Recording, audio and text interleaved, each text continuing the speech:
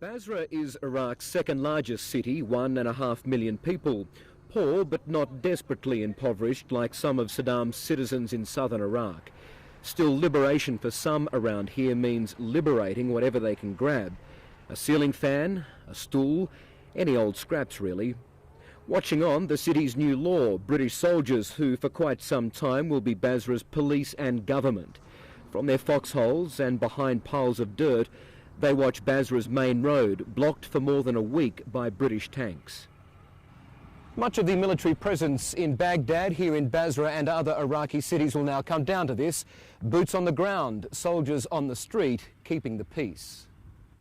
Among those soldiers, two men who grew up in Australia, Privates Mick Lewis and Ben Stoll. Straight out of high school in Western Australia, they joined Britain's 3rd Paratroop Regiment under a Commonwealth scheme.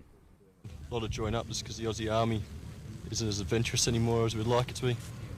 Sitting in a ditch in Iraq, Private Stoll's thoughts are of Aussie sun, sand and home. Oh, do I ever, mate? Tell you what, go back to the beach, down Scarborough or something. But got a job to do, so, you know, get on with it. They weren't stationed by the roadside for long. First reserve, slipping beside the HMP. This British unit, the first to walk into Basra. Get amongst these people. Cheers, mate. See you later. The first to patrol its streets on foot.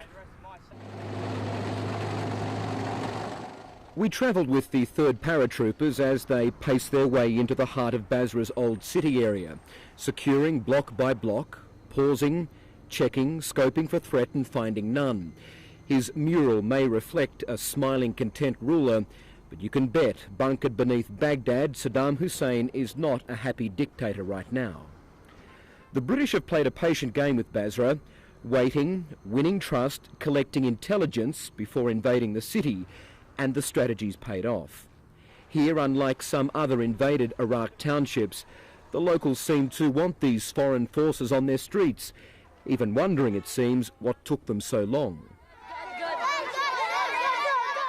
Happy for the soldiers or just happy to see something so new and fascinating, it's hard to know with these children, but their smiles and laughter are real.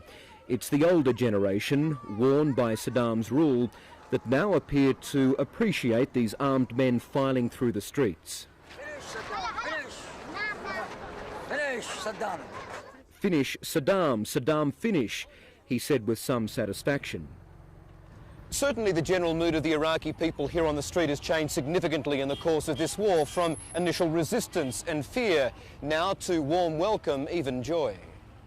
We found a group of men willing to talk. For so many years, expressing opinion was often met with reprisal, torture or some terror at the hands of Saddam's henchmen. The soldiers coming into Basra, is it good or bad? No, good. It's very good here. And why? And why? It's free. I want to free. Okay? I want to free.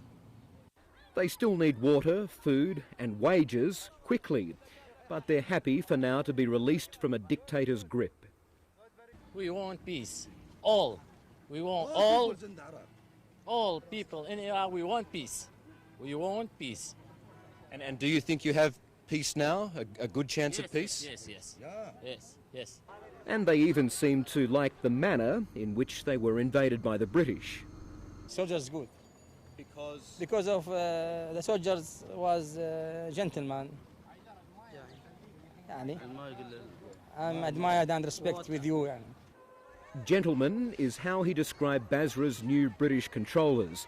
There'll still be problems. This is a radical release for these people, but the coalition could only hope Baghdad goes as smoothly as Basra.